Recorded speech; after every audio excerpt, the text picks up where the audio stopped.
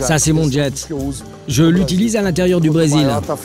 Ils ne le savent pas encore, mais la nuit va être folle. Enzo Ferrari construit des modèles uniques. C'est ce qui plaît aux stars et aux puissants. Alors, il va exploiter le filon. Dans l'atelier de Maranello, les carrosseries sont assemblées une à une. Chaque moteur est coulé à la main. Résultat, seulement quelques centaines de voitures produites chaque année et une liste d'attente de 2 ans environ. Fin stratège, le Napoléon de Maranello a compris qu'en limitant sa production, il créait le désir chez une élite et faisait monter les prix. Cette stratégie industrielle basée sur la rareté, c'est Enzo Ferrari qui l'a décidé dès le début et elle n'a jamais changé.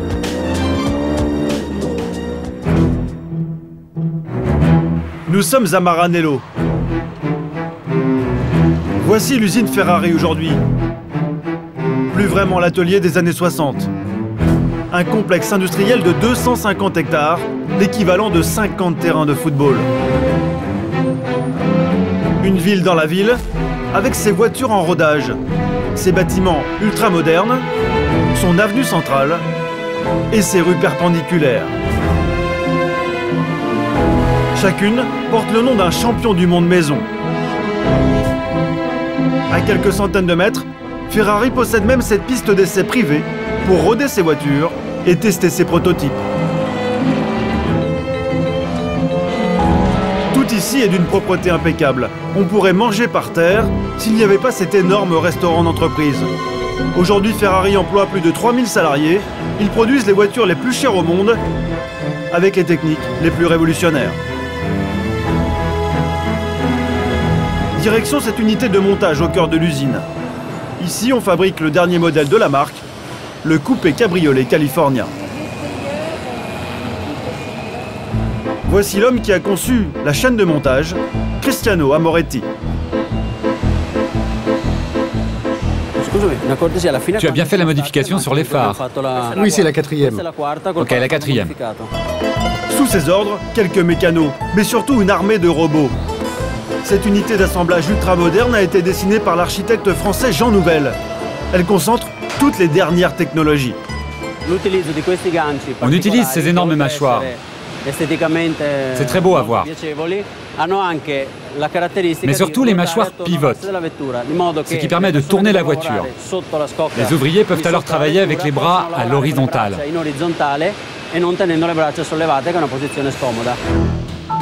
Fini le cambouis. Ce n'est plus vraiment un garage à l'ancienne. Quand les Ferrari ne tombent pas du ciel, elles sont transportées par robots. D'un côté la carrosserie, de l'autre le moteur monté sur ses roues.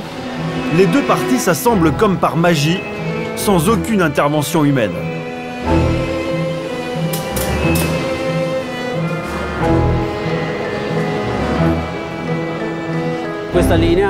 Cette ligne de montage et ce complexe sont uniques au monde. C'est une vraie révolution dans notre manière de fabriquer des voitures. Des robots et un compte à rebours. Chaque étape de la construction ne doit pas dépasser la demi-heure.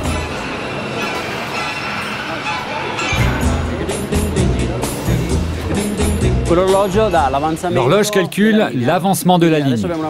Et toutes les 30 minutes, c'est elle qui donne le tempo.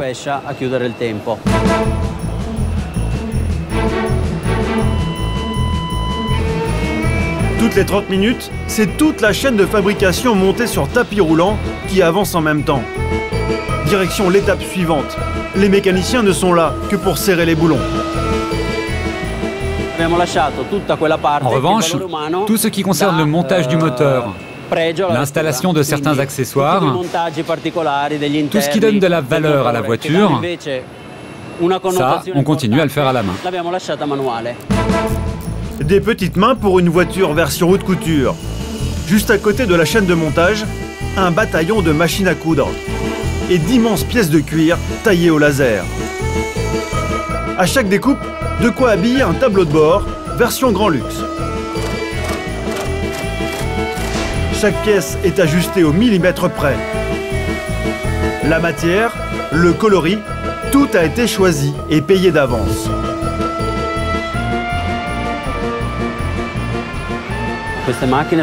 Toutes ces voitures sont personnalisées pour chacun des clients. Si on regarde celle-ci, par exemple, on va voir sa destination. Celle-ci est pour un client français. Il a choisi le rouge course pour la peinture, du cuir pour les finitions intérieures et des écussons sur les côtés. Cette voiture est différente de toutes les autres, grâce à ses options qui la rendent unique. Résultat, une voiture cousue main à 170 000 € prix d'entrée. Et c'est loin d'être fini. Pour corser l'addition, à l'autre bout de l'usine, il y a Federico Pastorelli. À chaque fois qu'un client commande une Ferrari, il passe chez lui pour choisir les options.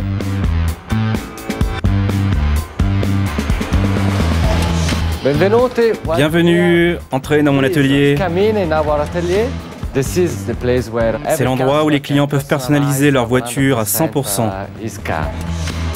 Choisir la forme de la calandre, la taille des jantes, la finition des sièges et même la couleur des étriers de frein. Avec Federico, tout est possible à condition d'y mettre le prix. C'est à peu près 800 €. Juste pour changer les couleurs? Et pour 10 fois plus, Federico propose une option fibre de carbone, version Formule 1. Le volant, de série, il est en aluminium.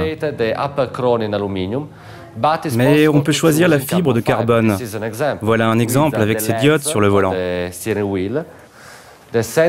Sur la porte aussi, on peut rajouter de la fibre de carbone. L'option la plus chère, c'est la couleur de la carrosserie. Le client peut choisir parmi 16 couleurs de base. Mais on propose aussi 10 couleurs en option, inspirées de certains modèles des années 50 et 60. Et c'est cher? Non, pas tant que ça, 7 000 €. En moyenne, ça fait au total 11 ou 12 000 € d'options par voiture. 12 000 €. Les options chez Ferrari, c'est le prix d'une petite voiture neuve chez un constructeur français.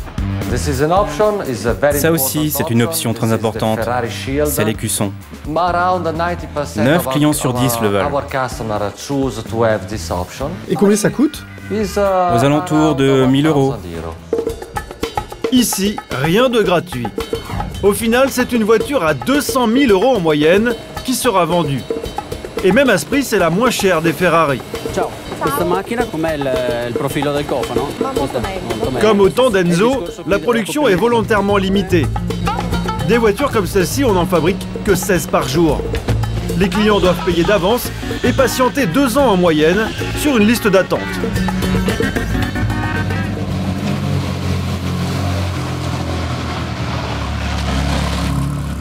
Pour le vice-président, Piero Ferrari, pas question de déroger à cette limitation volontaire de la production instaurée par son père. Mon père disait toujours, une Ferrari doit être désirée. Elles sont construites une par une, sur mesure pour chaque client. Et ça se mérite. Vous n'avez pas de stock, c'est normal? Oui, c'est normal. Et en cette période de crise économique, c'est très important pour nous de ne pas avoir de stock. Pas de stock, une voiture prépayée, un carnet de commandes plein 2 ans à l'avance. C'est le secret de la bonne santé de Ferrari. 2 milliards € de chiffre d'affaires en 2008, record historique. Dans cette voiture de sport, João Carlos Cavalcanti, 60 ans. Il est surnommé l'homme qui valait 3 milliards. Une richesse qu'il affiche sans complexe.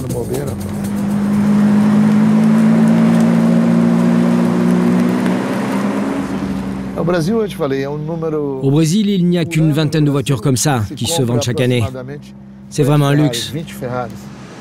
En un peu plus de 30 ans, João Carlos Cavalcanti s'est bâti un empire sur le marché des minerais et des matières premières. Sa multinationale exploite une quinzaine de gisements de minerais dans tout le pays. Ça, c'est le type de minerai qu'on recherche. Du fer, du nickel, du cuivre.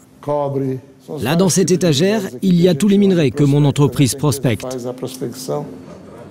Des cailloux que ce modeste fils de mécanicien ferroviaire né à Salvador de Bahia a su transformer en or. Dans les années 70, avec un simple diplôme de géologie et une bonne dose de culot, João Carlos se lance dans l'exploration du sous-sol brésilien.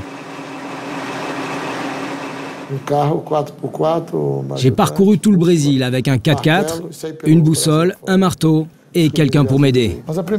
Et j'ai découvert des gisements. Ma première grande découverte, c'était en 1986. C'était un énorme gisement de calcaire. Je l'ai vendu à un gros groupe industriel. Ça a eu des répercussions économiques dans le monde entier. 35 ans plus tard, son pays est devenu le 3e producteur mondial de minerais. João Carlos fait partie du club très fermé des 20 plus grosses fortunes du Brésil. Il parcourt sans cesse le pays, et pourtant c'est à Rio qu'il préfère toujours revenir. Ce matin, comme plusieurs fois par mois, le milliardaire a décidé de s'offrir une escapade amoureuse à Copacabana avec son épouse Renilce. Ça, c'est mon jet. Je l'utilise à l'intérieur du Brésil. J'en ai un autre plus gros que j'utilise pour mes voyages internationaux. Mais il est en révision en ce moment aux États-Unis. Celui-là coûte à peu près 10 ou 12 millions de dollars. L'autre en vaut 30 millions. Comme beaucoup de milliardaires brésiliens, João Carlos étale volontiers sa fortune, quitte à paraître un peu bling-bling. Des ceintures et des spots plaqués or. Ses initiales sur les ailes du jet. João Carlos, c'est l'incarnation du nouveau rêve brésilien. Dans une journée, je peux faire 3 ou 4 réunions dans des endroits différents avec ce jet. Il vole à 900 km/h, il est très rapide. Je peux prendre le petit déjeuner quelque part, partir dîner ailleurs et enfin dormir dans un endroit encore différent. Le Brésil offre d'énormes opportunités, et même aux personnes issues des favelas de Rio. S'il a la tête sur les épaules, s'il est créatif, un gars des favelas peut devenir millionnaire. C'est déjà arrivé. Moi, j'en suis l'exemple parfait. Et il y en a plein d'autres comme moi, qui n'avaient rien et qui sont arrivés au sommet. Et pour lui, un endroit à Rio symbolise mieux que tous les autres le luxe et la réussite. Le Copacabana Palace. Construit en 1923, c'est le plus célèbre et le plus ancien hôtel de luxe d'Amérique latine. Sur 11 étages, une centaine de chambres et 126 suites. Des générations de stars et de puissants y ont séjourné. La décoration est un peu désuète, mais pour João Carlos, c'est le fantasme de toute une vie. Ça a l'odeur des années 50. C'était les années d'or.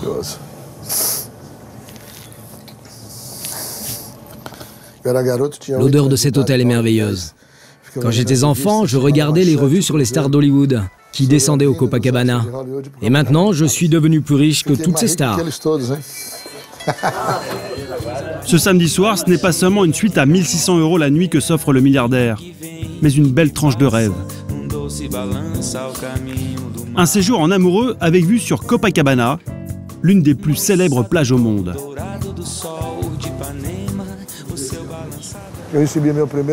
Dès que j'ai reçu mon premier salaire comme géologue, je suis venu ici, au Copacabana Palace. C'était mon rêve d'y passer quelques jours. Maintenant, quand je viens à Rio, je vais ici.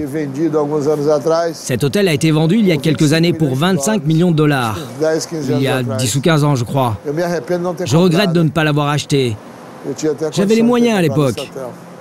Mais avec tous les travaux qu'il fallait faire, ce n'était pas rentable. João Carlos n'a pas voulu débourser 25 millions pour l'hôtel, et pourtant il y a quelque chose qui n'a pas de prix pour lui. Cette vue magnifique sur l'une des plus belles plages du monde. Il n'a de cesse de la contempler chaque fois qu'il vient à Rio.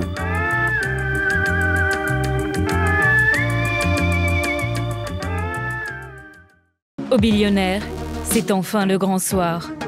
Clément a reçu 2 réservations exceptionnelles, un prince arabe et un milliardaire du Liechtenstein.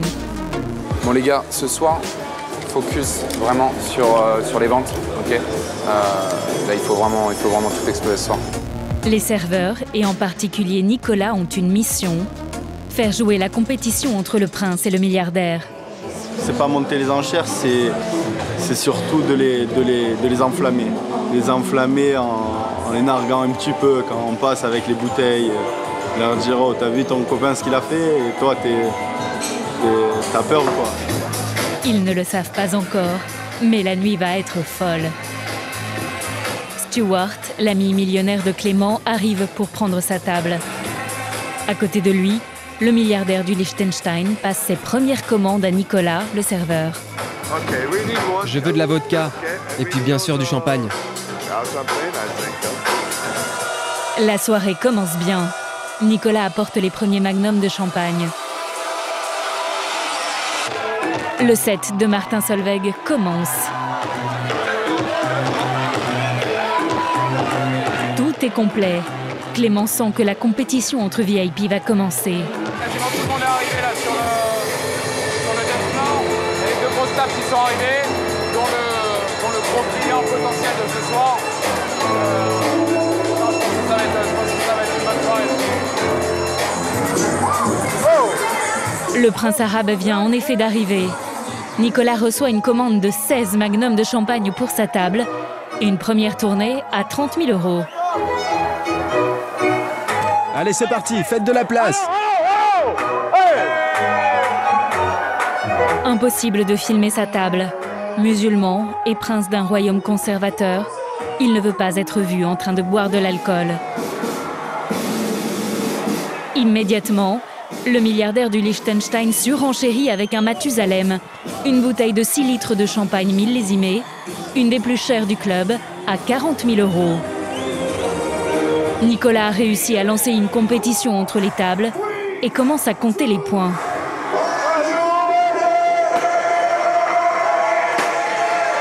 Dans le public, les plus belles femmes se sont approchées des deux tables et profitent du champagne qui coule à flot. Pour que sa victoire soit incontestable, le milliardaire du Liechtenstein donne le coup de grâce. Il passe une dernière commande exceptionnelle. Voilà. Les mecs, 2 prennent la Ferrari et 2 prennent le bateau. Face à ces 40 bouteilles de champagne de grande marque, le prince arabe abdique.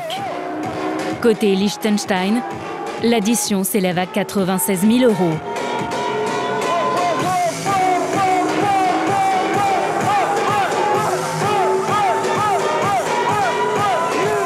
On est sur une base de record? Ouais. Record à millionnaire, oui. 20, 26, 30 bouteilles. On peut dire 40 bouteilles et un match de cristal. C'est très très beau. La vérité, je pense que tu as tout cassé ce soir.